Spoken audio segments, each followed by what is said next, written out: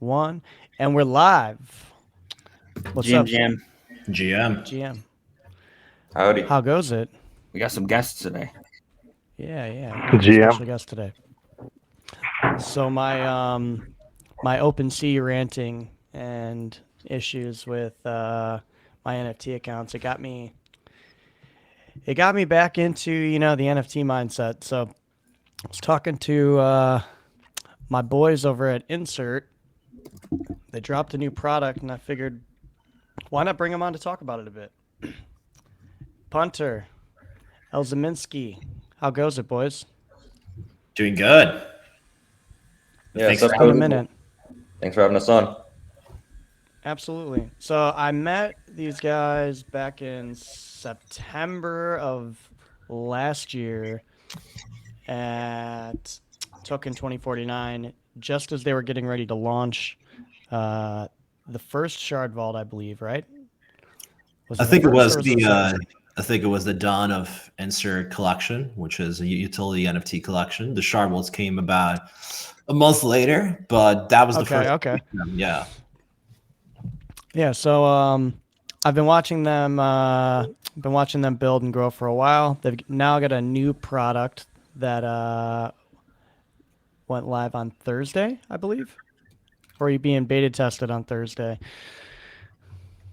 Yeah, it went live on Thursday. We kind of like tested it out for a couple of hours, then we saw some of the feedback within the system. Grinded over the weekend to fix everything, including some wallet connection issues, and it's been live since Monday, and it's been live perpetually. The perpetual. Let's talk about it a bit. Take us through kind of the journey of Insrt. Where you guys started, where you're at now, and then let's get into these perpetual mints after that. Sure, maybe I can get started, but I'll definitely leave some. I'll give you. I'll try and give both space for me and Punter to talk. Yeah. So I guess it all started with me and Punter being fascinated about the potential for NFTs to provide provenance for a lot of cool stuff, which really was the narrative, I would have to say, in late 2021, early 2022. And that's when the whole NFT finance thing was kicking off. I was, playing around with a lot of the NFT credit market protocols back then. You only had a couple, right? You didn't even have that many. Now there's like 30. And what we kind of like decided to do is, hey, can we build like an access layer, an intermediation layer on top of these protocols so people can just either get a cheaper exposure to JPEGs effectively and potentially the other asset classes that might be supported later down the line, or they can have like an instant source of liquidity for their JPEGs without necessarily selling them. And with that, we shipped our first product, the Shard Vaults, which provided effectively fractional exposure to NFT collections, PFP collections, while enhancing that exposure via a variety of on-chain shenanigans.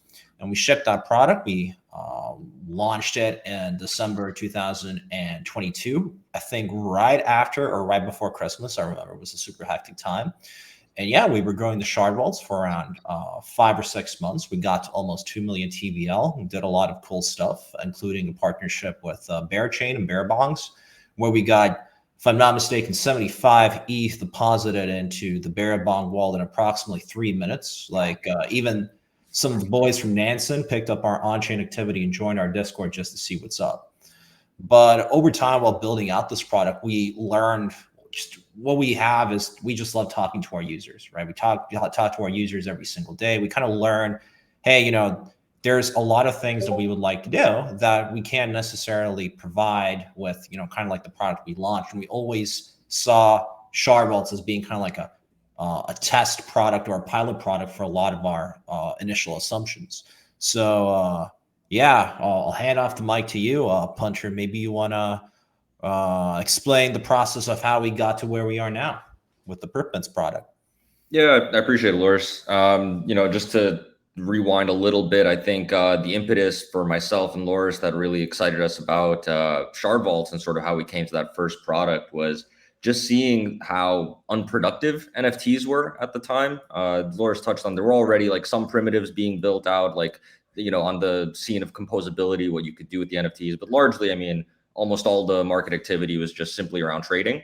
And, personally, a big thing that excited me about what was going on in EVM was all the composability stuff we saw in DeFi, just like all the permissionless collateralization you could do, like all the yield you could generate.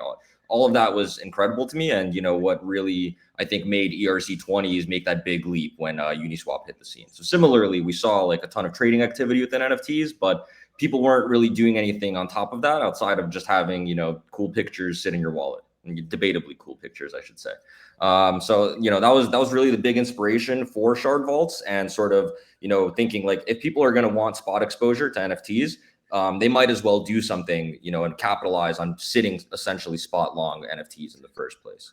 The big crux of that hypothesis, though, was that it relied on pretty significant liquidity flowing into NFTs, and I mean, unless you're living under a rock, I think it's pretty well known at this point that volumes, let alone prices for NFTs are, down 90% more across the board. So like this model that we were originally thinking of, which is just like sort of capturing the AUM that's flowing into NFTs and sort of doing a set and forget type of product, like that doesn't really make sense given the current landscape within NFTs. And so our thesis sort of evolved from there. Like what's the interaction or activity that we're still seeing with NFTs? Like, why do people still even care about them or are involved with them? And for me, honestly, that boiled down to NFTs were fun. At one point in time, when NFT summer was around, people were minting. It was an enjoyable experience. Personally, I love trading coins. I love trading NFTs. But for me, hopping on a novel site with like a engaging mint experience that's like a lot of heartfelt effort went into, was always more fun to hit the buy button through that interface and that approach, rather than sitting there on like a DEX aggregator and scalping coins, right? So Yeah. We really wanted to lean into that. Perp Mints, the whole point of it, in my mind, is to capture that essence of what Make minting great again. Collecting. Exactly. Make minting great again, man. It's like, I think, there's like more grand things that we can discuss about NFTs, like the things they can represent. There's been all the hoopla about RWAs, and I think NFTs fit that model really well, perhaps better than ERC20s. But personally, I just think collecting NFTs is fun. I think that's where NFTs saw PMF. People really just enjoyed sitting on a bunch of pictures, and Perp Mints is meant to capture that sort of enthusiasm that people had during NFT summer. Yeah, as much as I can't stand that Pauly guy, one thing I will always, give him his flowers for is the Funk's minting experience was by far one of the best minting experiences that ever existed. We might have talked about it like back when I first met you guys, but like essentially what it was is when you chose like an amount that you were going to mint, it would like lay out all of these funks, and then in like a video game like kind of movement, it would move across all of them, and then slowly stop on one, and that's the one that you got. But it added this additional like dopamine because you have sounds that were going on, there was movement and like action to the page. And you always saw like some really rare ones on there, like maybe an alien or like a loot box some other in a one. video game. Totally, just like it was a total like loot box experience, but also very much like very much like a casino game. And yeah, I loved it. I mean, I definitely spent a lot of time on that minting page, and then you go to like where I feel like minting kind of had the life sucked out of it, and that is art blocks implementing their bonding curve and their 5 ETH like start price for mints and stuff like that. I used to love going to art blocks on the drop days and like getting in gas wars, fighting to mint pieces with people.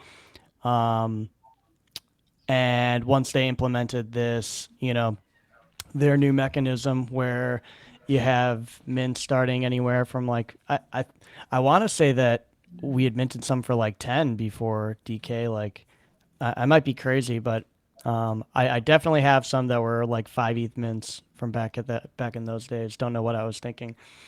But that's when it like died. It sucked the life out of it. And everyone who was really, really excited about generative art and art blocks kind of got worn out. Like the metaverse one. It wasn't even like a primary. It was like one of the secondary. I forget what the name of it was, but it was like the first beatboxes.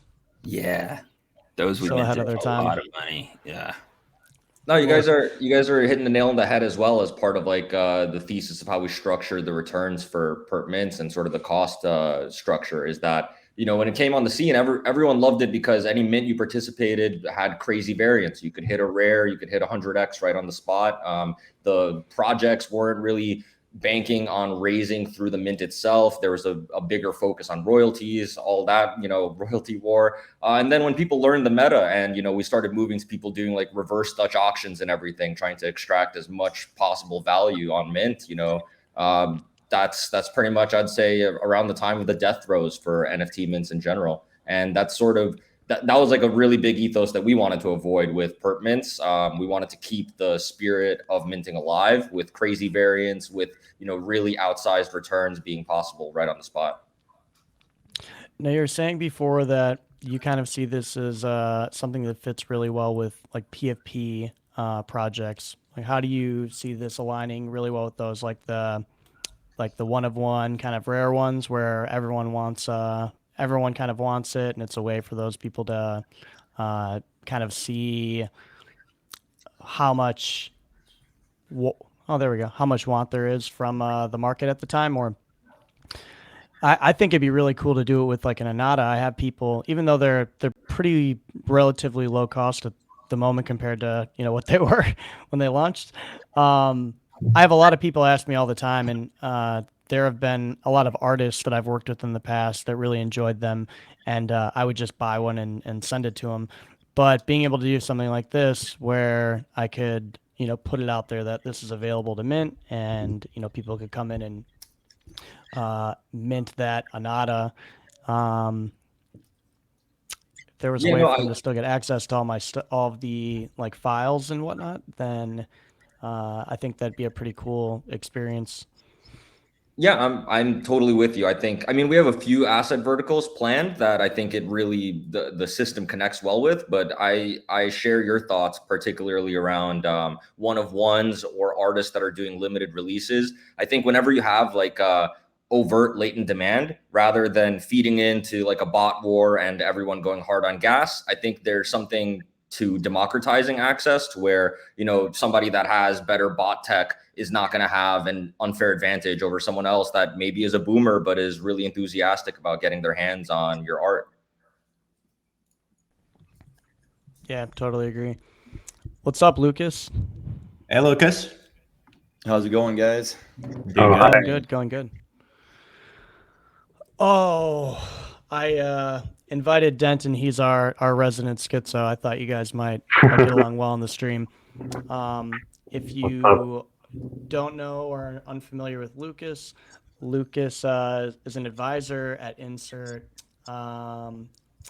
Probably the most schizo human I know on the internet. Great person in real life. But we got. I know. That's why I said on the internet. I was telling the boys from Insrt earlier that you know, you're an absolute Chad in real life. Really nice guy, great guy. I love Vers. If you guys don't know, Lucas and Vers Luna have a podcast as well called Vers and Lucas. It's absolutely hilarious. If you haven't, if you're not following it or you haven't listened to it before, definitely go check that out. We have the podcast intern clipping everything up and adding a bunch of TikTok backgrounds to everything and spamming them all over the timeline. They're awesome. I didn't realize that was actually going to work. I've wanted to suggest that actually to Insrt for some of the marketing stuff, but I think that you know, it gets into a little bit of unprofessionalism territory, but it's worked shockingly well, man. Well, I actually really wanted to pick your guys' brains about that because I feel like Cozy, Lucas, you guys are in particular really good examples of people that have kept the pulse on how to keep engagement up throughout the bear. And I guess I was just curious if you guys see any particular differences or trends in terms of how engagement works, or especially with crypto audiences in 2023 as opposed to 2021, where you could just throw shit at the wall and it would stick. Yeah, I mean, it definitely seems like, you can't run an account up to 1 million followers anymore by just saying, like, we're going to go up, man. Like, it's going to happen soon, dude. Like, trust me, ETF approval, like bull market, investor onboarding, like we're going up, up, up.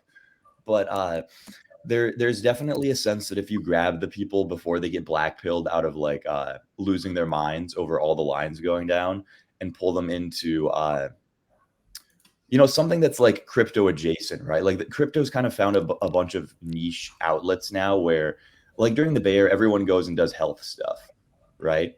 So health isn't like explicitly crypto related, but if you post about like niche biohacking stuff, most crypto investors tend to have enough of an interest that they get like pulled into that too.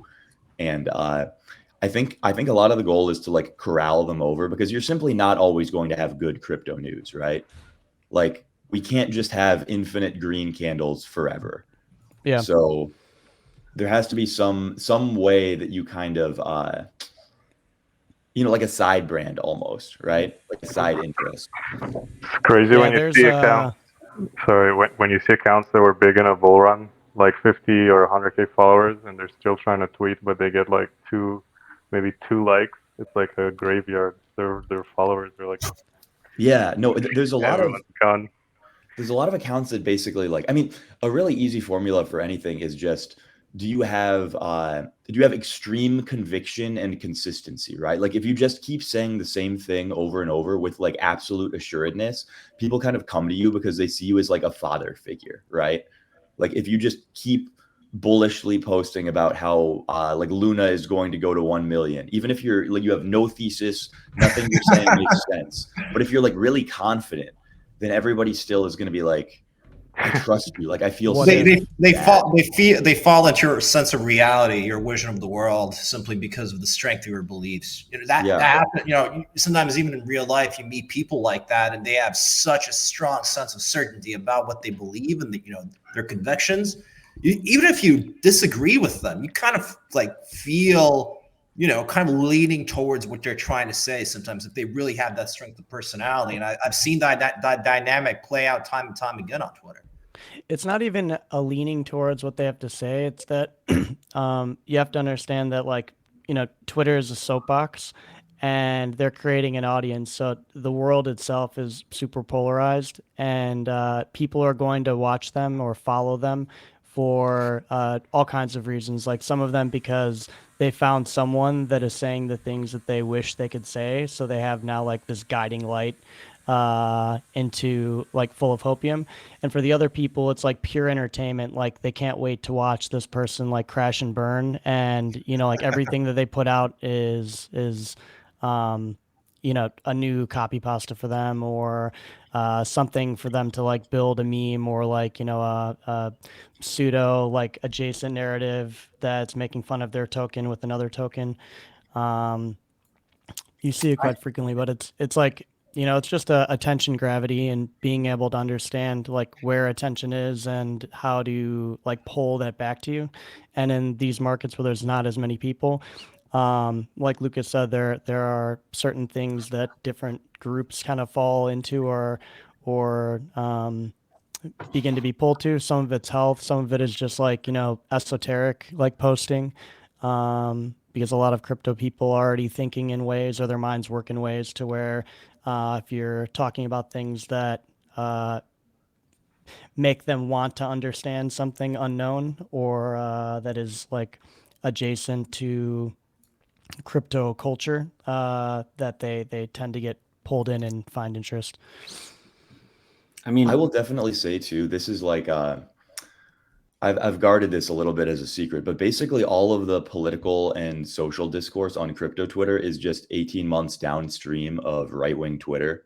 So like, yep, there's a group of people who, if you observe them, you can directly predict where crypto Twitter is going to be in another year and a half, and you can like preload all of the talking points, know all of the stances, and like, you know, if you take the general talking point lines and divide them across like the crypto Twitter landscape, you know where everyone's going to fall on things. So if you're familiar with like a few of these accounts, you can sort of just front run everything and pretend that you really have, you know, you're a really insightful guy. And on top of that, if you look at a lot of these, let's say, alt-right, quote unquote, based opinions, a lot of them just, you know, come downstream from, you know, places like 4chan, right? I remember somebody posted a tweet, it was a pretty long time ago, that almost all internet culture and discourse somehow comes downstream from 4chan. So it's like kind of like this trickle down effect where like a specific narrative or a belief or some kind of like train of thought formulates completely anonymously, then somehow people pass a judgment that, hey, this is something I actually want to talk about. This is like what my audience would want. And like 6 months later, you see like a 4chan meme that you saw, like big accounts basically posting that stuff all over Twitter. And then it just, you know, spirals. Well, that's what's like memetics, is that like even if you have a canvas in which that it can either work or it doesn't work, and you have a bunch of people like, you know, painting on that canvas, and 4chan's a great canvas, and some stuff will stick and some stuff won't, and the stuff that sticks will eventually become more mainstream. But I agree with you guys. I think that like in general, people are pretty gregarian.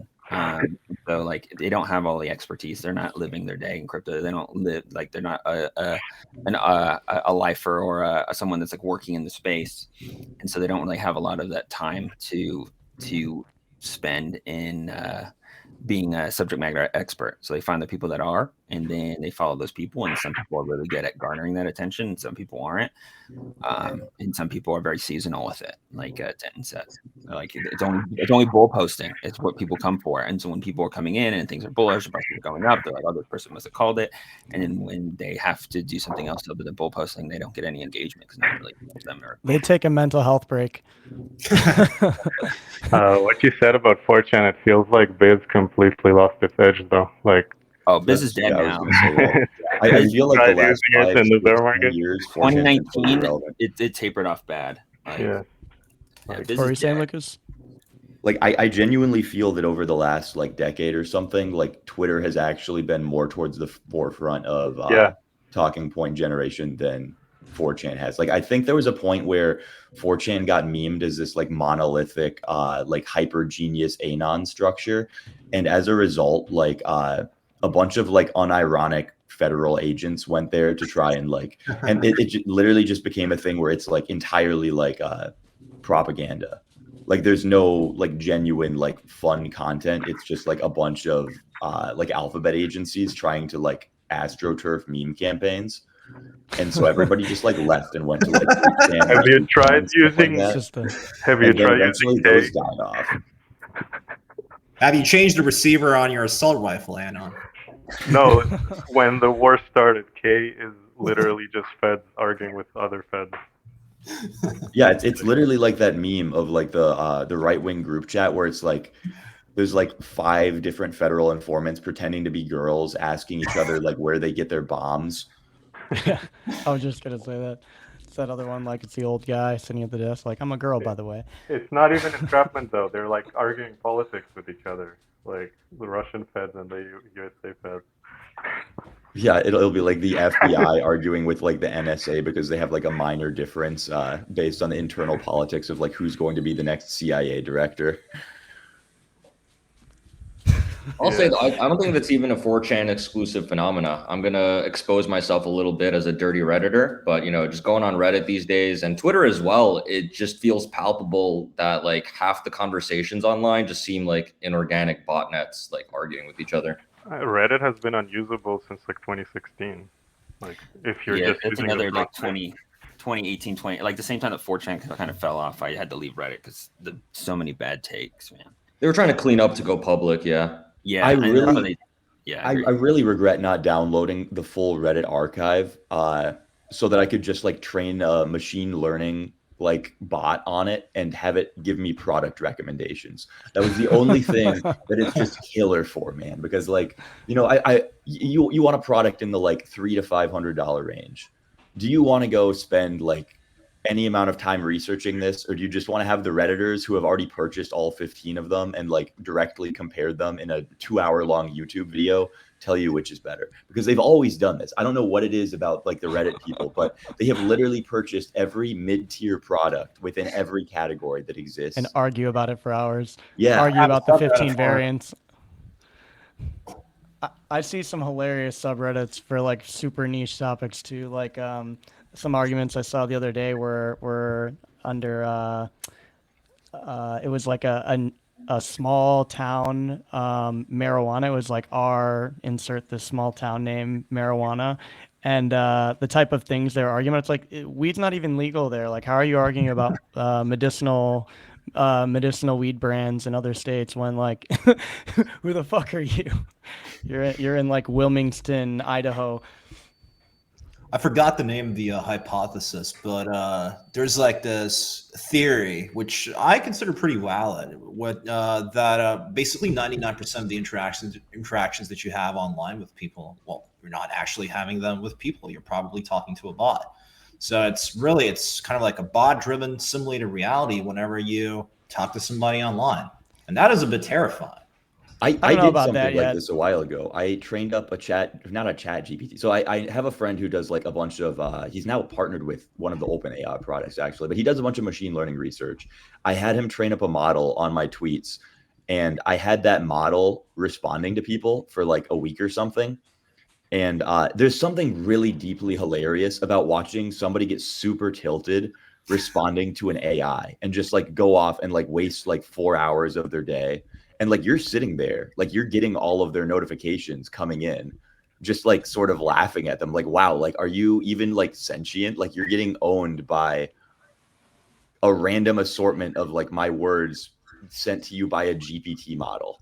Right. Well, I'll show you some funny fucking DMs later, Lucas. I had an account that was similar to Arcolect for a little bit, but people would DM it thinking that it was like a sentient like AI, and I would respond in like I would like put operator in like brackets and then like, you know, type out like pretty robotic like, and have these conversations with these people, and they thought they were speaking to like, you know, the brain of this like sentient AI that was posting GIFs every fucking hour. But I used to see that there was this old account called Insrt in like 2018, 2019. And it was just like an AI account, and people would like went totally off the deep end. Like it made them schizophrenics interacting with this account because it would do this like really deep, like into the Matrix world, like posting of like the operators talking to the machine and the machine responding back with like images, and you'd watch like groups freak out in the group chat about like what this thing was posting and like the meaning behind it. And you're like, there's no meaning behind it. They're just like, they're enjoying fucking with you. Yeah, like it's some guy just like getting high laughing, you know, that like yeah. you all have this quote unquote bot in a group chat with them, and you're like freaking out finding meaning, and it's AI generated posts and images. I think all of it is like extremely good for like promoting the mental health of internet denizens effectively, right? Like if you realize that everything that you say might be being said to a bot, eventually people are going to stop getting so like pissed off on the internet, right? Like because you just feel silly, right? Like it makes me even more angry. I was talking about this just before we started the stream that you know, most of the time when you're interacting with a bot, even if in the beginning of the interaction you don't realize it, there's a point in the conversation where you totally know that it's not a human. And when you reach that inflection point, there's nothing that pisses me off more than that. Like, I immediately want to break my computer or my fucking phone. And I'm like, when I asked for a support agent, why the fuck did you give me like an AI bot, you know, that like understands nothing that I'm explaining to it? Like, just give me the fucking phone number. I'm calling to talk to a human now. And then you have Is it because you feel cheated? Is it because you feel cheated, or the bot's in like this some kind of uncanny valley, and you become aware of that? No, it's not the uncanny valley of it. It's that it's not able to assist. Like if it were to the point to where it had that uncanny valleyness to it, I think that that's actually like a good thing for a support like AI, right? Like because at that point, you like may realize something's off, but if it's doing a good job, you don't care. Like you just want your problem solved. And if they can do it efficiently, then you don't care whether it's a human or not. But when there's no emotion behind it and it's not understanding like the input, that's when you're like, okay, what the fuck? Like, I'm messaging like my bank about money and you're having a fucking computer talk to me as a human. Like, just answer the fucking phone. I will say though, that Amazon bot that they've got up, that thing mogs, dude. That thing within like 30 seconds went through, gave me a refund on like an order that came in broken where the seller was trying to run around on stuff. And it was just like but that was insane to me because that meant either that like they have the world's fastest typing. Like it's possible that it wasn't a bot, but it was somebody sitting there with a flowchart of pre-written responses, and that's how they made them so quickly. But like letting a bot handle your instant refunds like that is some that's some Giga Chat energy, right? They could have trained it on past like really well received support replies and responses. So, if you have years of positive feedback reviewed responses and like resolved support cases, you could then just train the model on those and make a super efficient like support bot for a company like Amazon, right? Because the only issue I'm seeing with that is like, what do people see as good support, right? Like I'm saying it gave me good support because it gave me my money efficient. back. Yeah, efficient and to the point. Like, what do you want done, and is it within the realm of doing for you, right? Like, if you're asking for a refund, it should. And if you're asking for a refund on Amazon, and like you're within the time period to get your refund, and meet the requirements, then like the thing should just give you the fucking refund and send you the return label. And it should happen quick. That there's a few like a weird blurry gray line there where you can jack your support ratings up by like bending the boundaries of like when the support window might be, whether it's going to be based on what the seller said or what Amazon's internal rules are or stuff like that. And like there is a boundary where you just start hemorrhaging money like mad because your bot is trying to give everyone the biggest dopamine response to jack itself up.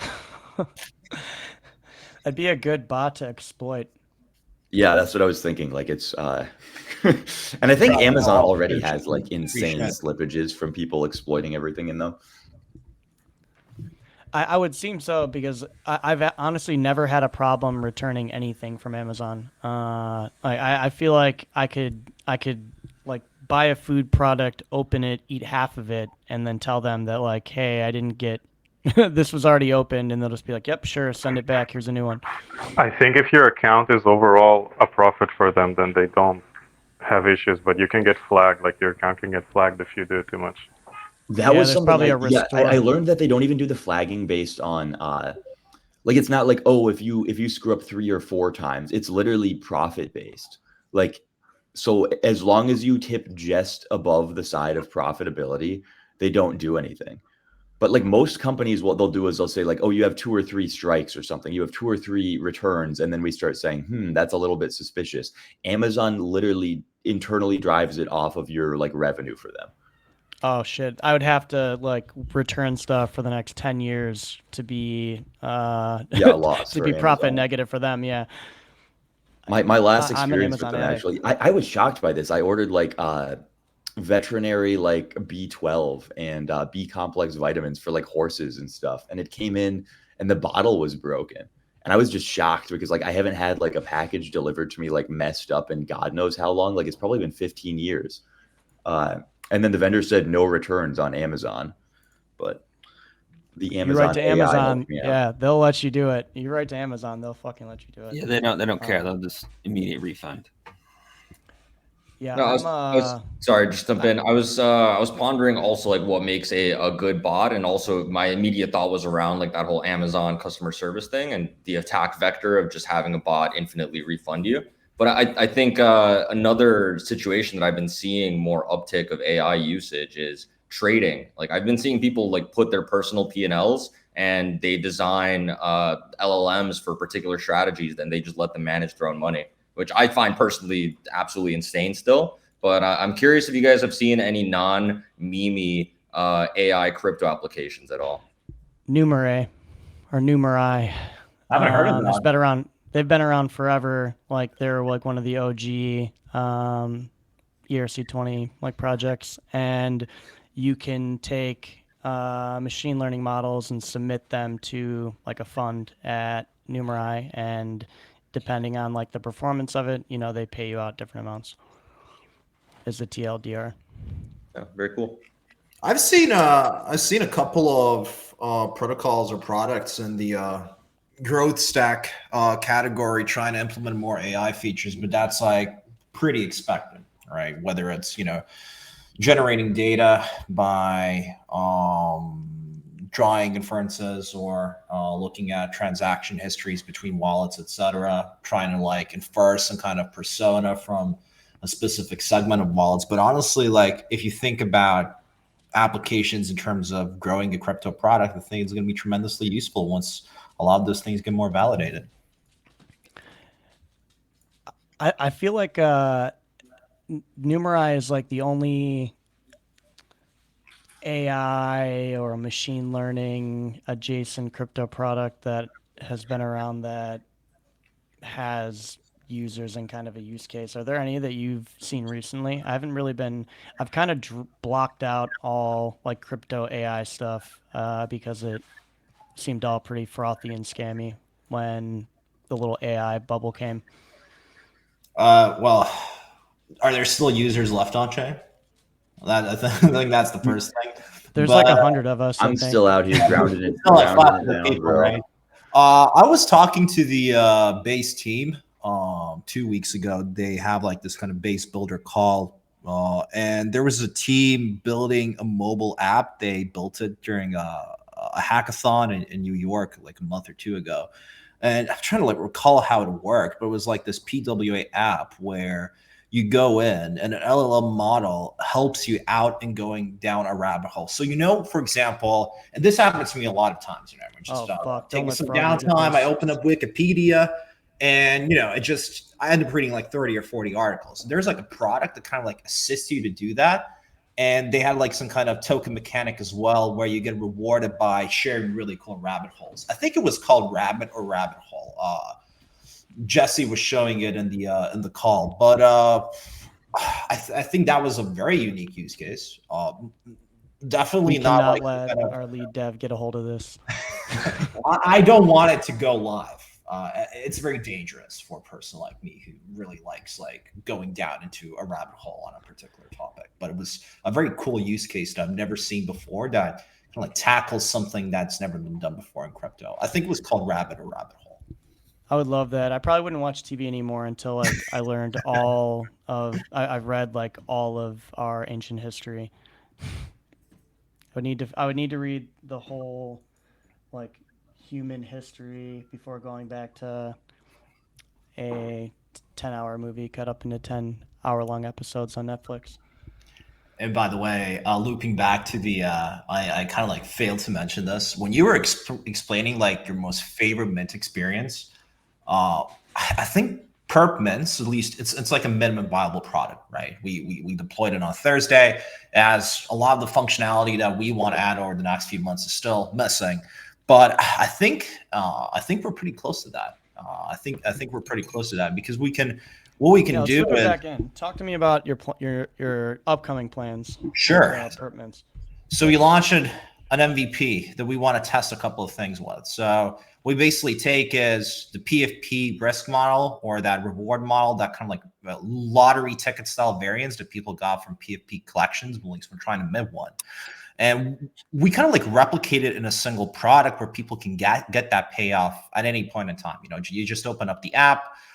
We have a rebase token mechanic that kind of like simulates the variance that people kind of like experience when trying to mint a collection, right? So you For example, you can win a rare, a legendary, a common, etc. And at the same time, you always mint something, right? You're always going to get a common if you're in the whitelist and if you participate. We kind of like replicate that entire payoff model, that risk model. And what we basically want to test out right now with the initial product, we've been seeing some really good results in just 5 days, right? Is whether people like it, whether they see that rebase mechanic working. And but at the same time, you literally just have to go to the app, select what you want to mint, and press a single button, and then there's it basically works like a game. But what our plans currently are, and actually we've been talking to Lukas about this as well, and a lot of other people. We already have on day one a couple of things that aren't PFPs.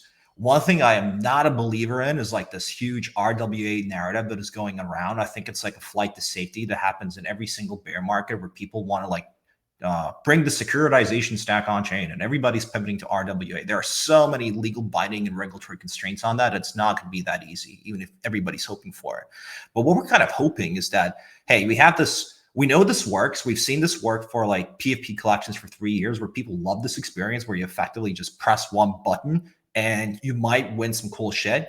So if a single mint event could potentially generate 20, 30, 40,000 dollar USD equivalent in bid fees, what could we offer on the supply side that people would want to win? What kind of variants do they want? And a lot of things that we want to experiment with are, for example, protocol coins, or even more what's engaging me a lot, and what I try to think about every single day is, trying to answer the question, what would people be willing to do online if they knew that they got like a $30,000 prize? If somebody, for example, on CT made a promise to do something for the winner of a particular mint, right? Somebody who has a large account. I'm going to pretend to be like an e-girl for 2 weeks on my account, just as a completely ridiculous example. And our kind of like hypothesis is, because people do want to be entertained, people want to laugh, people just want to see cool shit happening, then in this case, we could allow people to, for a very small price, potentially to be a winner of an outsized reward, which might be financial, it might be social, or might simply be hilarious. So what we kind of like plan to do over the next few months is add a lot of wacky shit, understand what really works. And on the user experience side, we kind of like see it as your home for winning big together with your friends. So right now, every single time that somebody tries to win something on the platform, they get the mint token. But the cool thing about the mint token is that whenever any other user tries to win something on the platform, your mint balance increases. It accrues value passively. So you're rewarded by any single user activity on the platform. But it still feels, it's a great MVP, but it still feels kind of empty. So what's super important for us is, or the next month or two, is adding ways how people can interact on the platform, right? So for example, if we refer again to PFP mints as kind of like that user loop, if you're participating in a mint and you're waiting for the reveal, et cetera, you'll probably be on their Discord chatting with community members. And we want to replicate that feeling as well, where you have a feed where you can see what everybody else is doing and who is minting what, right? So it's kind of like this gamified social marketplace for winning things that you can't find anywhere else, or things that might simply be out of your reach right now. And that's kind of like where we want to bring the product to post MVP over the next 3 months, and see what kind of other stuff outside of PFPs people will be willing to mint for. I just went on a tangent. No, you're good. So I had this idea. We should find, like, maybe it's like MoMA or something, right? But like, if you get some real world art that you're tokenizing and bringing on chain, and then you can change the RWA narrative to real world art for NFTs. Yeah, get a Picasso on chain. I mean, that wouldn't happen, but you know what I mean? Like, you can get, if you get some really well-known artist or someone that's in a museum, and you can work out some kind of deal where you're, creating this essentially like receipt or certificate of purchase that's tied to this, this real-world asset. Yeah, that's exactly how we're thinking about it, Cozy. It's like ultimately how we even call them technically, like the things that people win, they're IOUs. So the question is, what could people potentially promise? What kind of IOUs they can create that other people would like to win? What are things that people will be willing to effectively play a lottery for? I think there's a lot of value, both like let's call it physical value, which is like an item or an asset or a piece of art or a bundle of coins that people will be willing to play the game for, that fun game, that social experience. And at the same time, there's a lot of intangible value. We're trying to figure this one out, but like I think, you know, even if you open up Pandas would be great to talk to about this, because, you know, they're with their partnerships they have going on with the different like mixed martial arts organizations. Yeah. You know, they're someone that as like an example of an asset that someone could put up as a prize that's not an NF or not a PFP or a, you know, NFT that people are commonly thinking of. But they give out tickets to different UFC events, different absolutely. Yep. Karate combat events, you know, things like that. And those are games that I think people would play. You know, people want to win experiences. So I think like rewards that reward people with an experience, you'll see become pretty popular. You know, that's what kind of made the VFriends NFT popular at the time that it did. It was one of the first ones that kind of offered this utility of an experience. Selling access. Yeah. Yeah, that's exactly how we're thinking about it. It's financial payoff. It's an opportunity that's either unique or just expensive for a lot of people, or it's access to something unique or valuable. Like, I don't know, maybe there's if you partner up with a creator and let's say they want to, like they're successful anyhow, right? They want to donate the proceeds to like a charity. I'm just like throwing out an example out there. But there might be a lot of people in their audience that might, you know, would love to mint in order to, for example, be a guest on their podcast, at least for like one episode. And you kind of like win that IOU and you have that opportunity to be on that podcast. And well, it's effectively collectible, right? At least that's how we see it working in the future. And it's something that you can reflect to, you know, look at and remember for the rest of your life.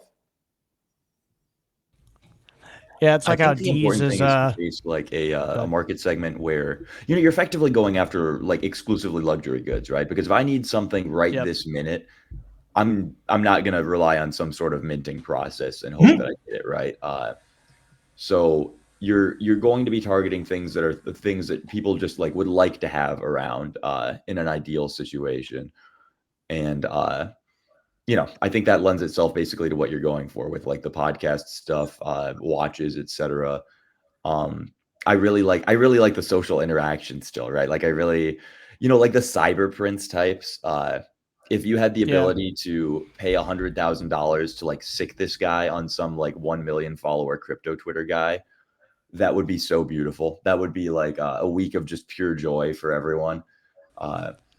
But I also do like the idea that like you can sell these after the fact, right? So you mint the podcast thing, and let's say the podcast host calls you a bitch, right? You get into an online argument with him. He decides that you're a loser, right? And now you sell his podcast appearance, right? You give it to someone else. Yeah, the trick is what we're trying to. Like, we're not going to solve this in the next three months, even if we're going to be experimenting with social stuff. Is enforceability, right? And like that's the entire other side of the product that we're going to be working on the next 12 months. But right now, what we just want to figure out is, hey, how can we make perpetual mints like the best possible minting experience out there? So making sure that Cozy is going to be coming day in and day out and trying to get those mint tokens and trying to win stuff because it's just fun and you can talk with your friends there potentially. And on top, we just want to partner up with, you know, protocols, businesses, and creators to see what kind of IOUs we can offer that people would effectively gamble on. And over time, the idea is that you have this like demand side where people play the game, and then you have the supply side where people can create. And, you know, if you go on TikTok, you'll see people embarrassing themselves every single day for attention. So the question is, what would people be willing to offer to a speculative gamba market in return for not only attention, but effectively $40,000 or $50,000 in bid fees. And that's like the question that I definitely want to answer throughout the entire process of building this new version of Insrt. I do think targeting a lot of the video creators is probably that's definitely a way to go, right? Because there's only so much I can embarrass myself over a text-based media. I've pretty much exhausted every outlet that it's even possible to do this on Twitter. And my conclusion was that I'm going to have to start moving to media, to some form of like video-based media, because that's where the real embarrassment comes from, right? If we want to keep the gravy train rolling, we have to move to video now. And I think Twitter and its algorithm overall is going to start prioritizing that more too, which is good, because like crypto Twitter people aren't probably going to be leaving crypto Twitter for a while. But it seems that Elon is going to be juicing short form video content. So finding people who are willing, like Gabriel Haynes, guys like that who are willing to do, we're willing to do anything. Videos. Yeah, I saw a video about this, and it got me thinking, like how true it actually is that, since the like inception of TikTok and this like short form video, short attention span culture has kind of arose, that in the past we like would stray away from doing certain things in public because of the embarrassment that would come from the public when doing that. And now the attention and the dopamine you get from sharing your embarrassment in public online is so much more gratifying that you don't care about the embarrassment in public anymore. Because the people in real life don't matter to the new generation. Their online friends, their online community hold the most weight in affecting their psyche and their general feelings about how they go about themselves. The other sorry, go ahead, man. No, I was going to say, if only we had listened to Ted K, man. I completely agree with what you're saying. It just makes me so sad for our future. Yeah, it's super solipsistic, right? It's like, in a way, we can claim that because of how easily, like, looking at the effects of, let's say, daily TikTok usage, especially particularly for people who are just trying to create something on TikTok, it kind of like reinforces like an extremely solipsistic main character syndrome mindset, right? Other people don't matter. They're just objects that you can effectively use to leverage more attention. I saw a video. I sent this to you, Punter, like 2 or 3 days ago, where like this girl was on a date with a guy, and like they got into an argument. It's their first date, and when they got into an argument in his car, the first she started live streaming a TikTok, live streaming the argument. I was like sitting there like, holy shit, like what the fuck? I couldn't imagine 10 or 15 years ago that people would actually do something. Like in my mind, like it's not just the guy being embarrassed, and obviously he was, because he was literally just trying to get rid of this girl and take her home. And she was like, "Are you taking me home? Are you canceling the date? Like, what's wrong with you?" And she's like, "So what do you think, girls?" It's like, holy shit, 50,000 people are looking at me trying to bail on this girl that I'm a date with because she's being an asshole. It's but she was feeling happy about it. She was getting that dopamine hit because people were watching her, right? It's like she, in a way, she turns herself into an object of amusement, right? Dude, I'm gonna have to diverge from the standard here and put myself in sort of a grotesque box, but that's actually hilarious to me. And all of my all of my private interactions are sort of optimized to be seen at some point. When I'm DMing someone one-on-one, I always have the, I grew up too online, man. I assume everything gets leaked. I'm never saying stuff that's gonna come back and be nobody's gonna screenshot me and be like, "Oh my god, look at this ridiculous thing you're saying," and have it be something that's out of the ordinary for me, right? Everyone's gonna look at all of my conversations and say that makes total sense. So the idea of somebody going around filming everything that I'm doing kind of it stops mattering when you have that mindset, because you're fine with it, right? There's no you've already factored it in that these people are watching. Well, there are the people that understand that, right? And then there's the type of people that lzMinsky was talking about, that all that they've realized is that they have the ability to be a main character. They don't really understand like how to continue to hold on to the attention gravity or what to do like once the main character. It's like that you can be anything you want to be, but they like aren't doing it productively. It's just like they don't know that they're tapping into this like this center stage, and they do it unintentionally by embarrassing themselves. And because their mindset isn't, I'm always trying to embarrass myself because that will eventually, like one of these times embarrassing myself will send me off, and then I can continue making content, embarrassing myself on purpose if that was the goal. Or, they shift it where now they have this huge follower base and they can, convert them into followers of whatever the fuck they're doing, like a Bobby Altoff or some shit. They also wind up being really like selfish, right? Like these people tend to have a very low understanding that like when you're being observed, your position is not like to tell everyone about your problems and inflict upon them like the sadness of your day, right? You're a monkey on a stage. You're supposed to be entertaining them and like making them laugh. Yep. And what people usually don't understand is that last part, right? They don't understand that you're supposed to be like empathetic towards the audience. And instead they just start sharing like, oh my God, like I'm so sad, like wah. And nobody cares. Nobody wants to see that. It makes everybody feel shitty. So I guess the principle there is when all eyes are on you, it's not about you anymore.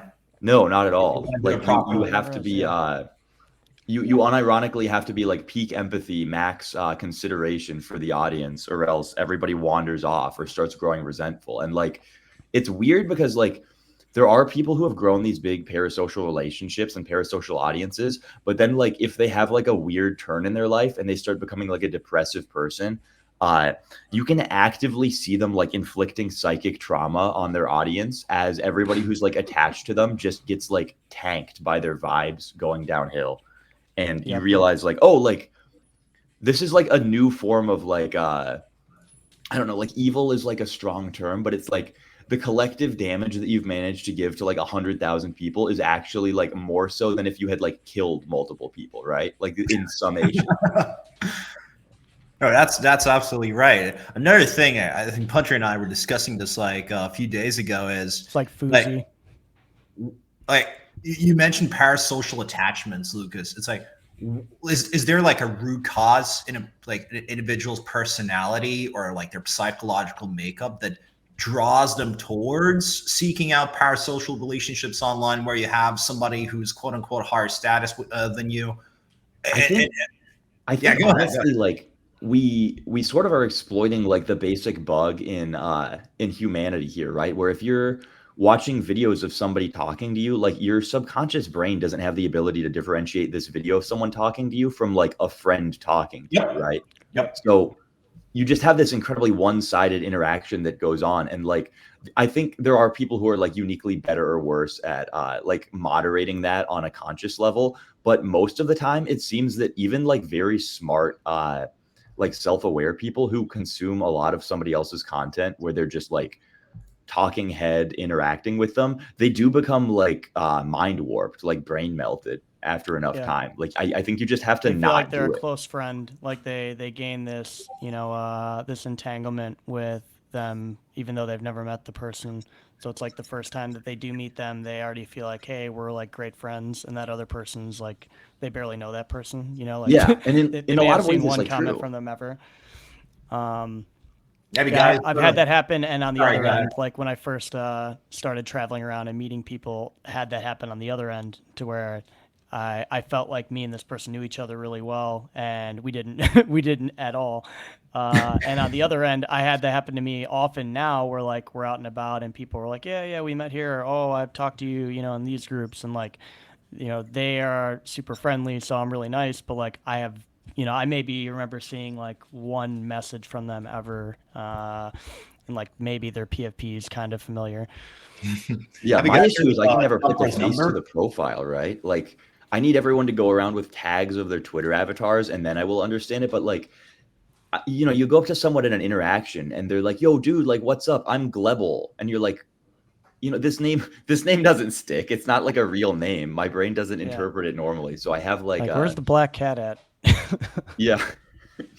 I think this relates to the theory of Dunbar's number, and I think I'm gonna go on a rabbit hole today. So there's like a cognitive limit. It's like I think it's like 150. Yeah, 150 people. Yeah. So it's because I think we were living in small tribes before, and like in your head, you kind of like that's basically the top limit of like actual relationships that a person could effectively not manage. Meaningful relationships. Yeah, exactly. You can manage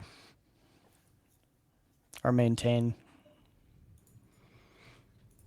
Yeah, I worked with actually Jack Butcher, that guy who did like O'Pepin, and another guy named Jonathan Wilson a few years back on an app we were building together with another guy that works for me named Roderick that relied on Dunbar's number for putting people into different groups to do things. So yeah, that's really interesting. Could you go into more detail? It's like I don't want to go into a lot of detail because I would like to grab them back together when we free up Roderick a little bit and try to get it back on track, because it was a really good idea. It would have done really well during COVID time, but everyone was kind of working in their own direction and figuring things out, so we kind of drifted apart. But the prototypes are still there, and yeah, I think it would do well no matter the time. It wasn't just a COVID thing. But yeah, I love Jack's work. I remember when he started Visualize Value, like 4 or 5 years ago, and it just popped off really fast. But it was cool. It was cool. I like the minimalism, and it's like it wasn't the fact that it was so minimalistic. It could communicate or convey the idea that he wanted to, convey a lot more effectively. Yep, that is. I will say that was one of the beauties of this app. Was Jack's minimalistic touch to the UI.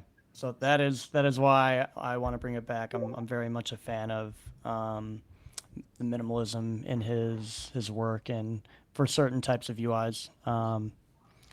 Yeah, but it's not a crypto app, so it's no token, no token, no airdrop. Aw, half of the listeners tuned out already.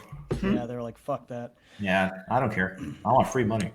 That is kind of the funny thing about crypto engagement too, right? Is it's the same thing with finance Twitter, where you get like a bunch of these followers who aren't following because they like people, but they're following like, if somebody posts something where they quote tweet a past call they had that came true, you'll get like a bunch of bookmarks, you'll get a bunch of follows, but nobody really engages with it. They just sort of like watch you. They put you on their list. Yeah.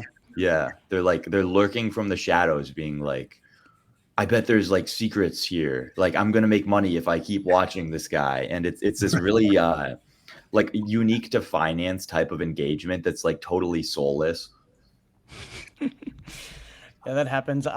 Whenever I notice that there's like a strong group of a certain type of people, like there was one point in time I had like a lot of VCs that started following me, and then I pulled the old Degen Spartan. I just started posting a lot of hentai, and they quickly all stopped following.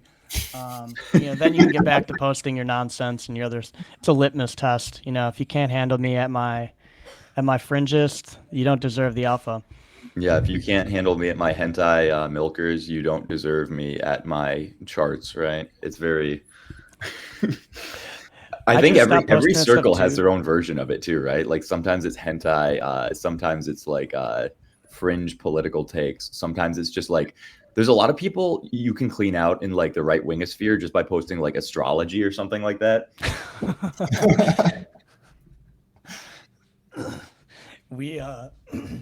We had some astrology stuff we did a while back. We'd planned out our launch. Don't get me started. I won't name the name, but she's the most famous witch.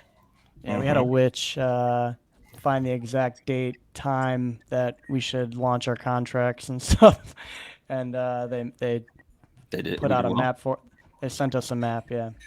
Yeah, it was a natal chart. So they gave us some time. So are you familiar with like, you know what a natal chart is? Yes, sir.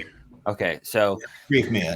so what we did is based on the location of where the smart contract engineer that was going to deploy the contracts lived, we did some natal charts in the future that would be beneficial for, you know, some goals that we had. And so I traded a hash mask, if you guys remember hash masks, to a very special witch, and she created a natal chart for us for the goals that we're trying to achieve based on that region in the world. And our engineer like nailed it down to like a second. It was like he was like 20 milliseconds off, or like he pretty much nailed it perfectly.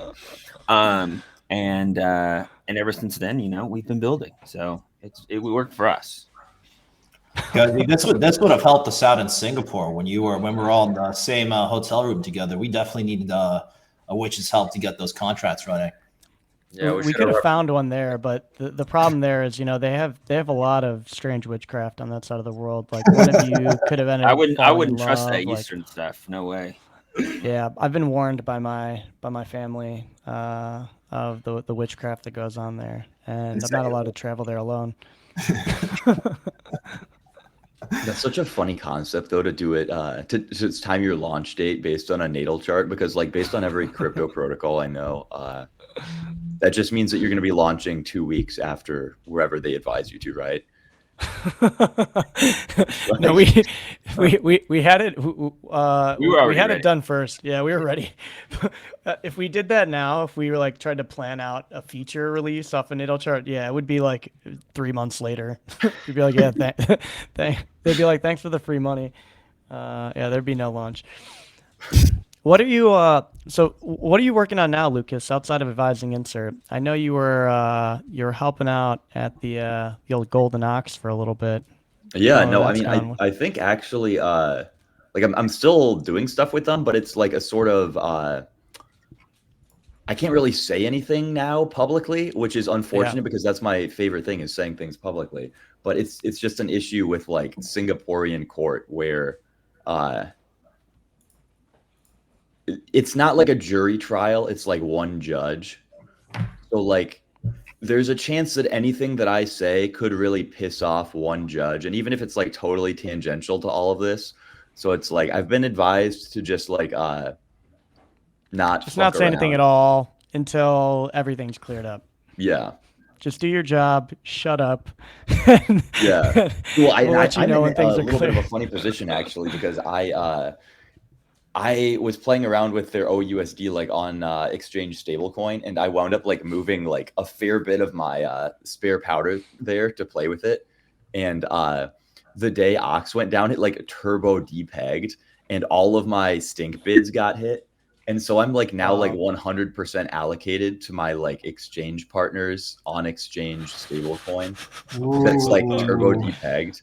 It's been repegging actually, so we're looking good. I was gonna say you know, I've got to go back to my home country outside of the U.S. before I access the exchange and see where we're at again, of course. But it's been like a funny little meme here that I'm trapped in my own exchange. And then always doing some stuff with Remilia, actually. Just talked with Charlie some recently. We're gonna do the Urbit speech, talk a little about that, and then some other fun stuff on the Remilia side yet to be announced, determined, etc. Talking about the Urbit stuff, how has Remilia kind of started working with Urbit, or is it just kind of some of you are pretty interested or involved with Urbit individually? I think Urbit's kind of liked the Remilia vibe overall for a while, to the extent that they've reached out to us a few times. And Charlie's always really liked Urbit. I've known them for a long time. Yeah, I'm not a huge Urbit understander. Like I can use it, but in terms of like the high level theory, you know, if you were to ask me what it is, I would give you a horrible explanation. But you know, I think the two communities have always just kind of like gotten along to a decent degree, and I'm excited to go there. I always have fun at Assembly, right? Like I've gone and hung out with a bunch of Urbit people in Austin and wherever else they're having their I think the Miami event was the last. It's a handful of them that live there now. I had a buddy that was working for Urbit in Toulon for a little bit, and he went and set up a little, like, I don't know if you want to call it homesteading, but there's a little community that him and some other guys who were you know, pretty heavy into Bitcoin, ETH, Urbit during the like 2017 cycle. And yeah, they're all now in Austin. There's a pretty big community there. And I've met some of them out in, I think, San Francisco. There were some like Urbit meetups and Urbit Live things that they had. But yeah, I always love them. They definitely are pretty, I think, adjacent vibes and minds as a lot of people involved with Remilio. There's always been this kind of like esoteric marketing that they've done, and it's only been aimed. It's been aimed to pull in only the people that want to like dig deeper. You know, it was never aimed for retail. It was always like, here's this thing, and if this type of esoteric technology interests you, then like here, come use it. And now it's much more user friendly. It's nowhere near as difficult to set up. Thank God, man. I gotta say, early Urbit days, I was getting fucking IQ gated. Cozy, I don't know if what you're doing with 21E8 sort of ties into what you just said, but I've been loving the 21E8 content. It's just a magic number. Word. Guys, sorry to interject. We need to jump soon.